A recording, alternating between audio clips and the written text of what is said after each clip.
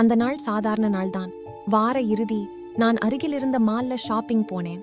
எல்லாம் சாதாரணம்தான் இருந்தது. ஆனா மக்கள் கொஞ்சம் வித்தியாசமா இருந்தாங்க.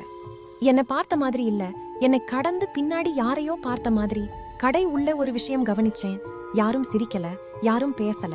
காசாளர் கூட பில் கொடுக்கும்போது ஒரு வார்த்தையும் பேசல.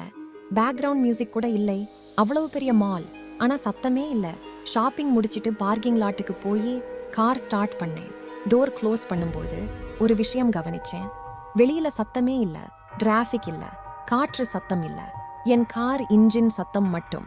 வீட்டுக்கு வந்ததும் போன் சிக்னல் இல்ல. Network search, emergency calls only. அப்போதான் தரை கொஞ்சம் குலுங்க ஆரம்பிச்சது. வெளியே ஓடி பார்த்தேன். வானம், நட்சத்திரங்கள் அவை நிலையாக இல்ல.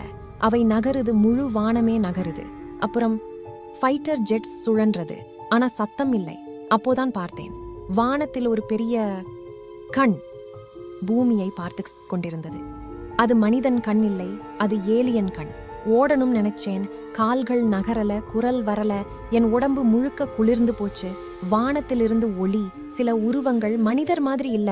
அவங்க என்ன சுத்தி நின்றாங்க. நான் கத்துனேன், ஆனா சத்தம் வரல.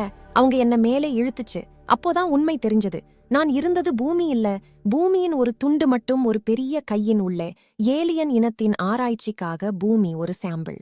அந்த கை மெதுவா மூடிச்சு, அந்த துண்டு இருட்டுல மறைந்துச்சு. நீங்க இப்போ இருக்கிற இடம் உண்மையிலேயே பூமிதானா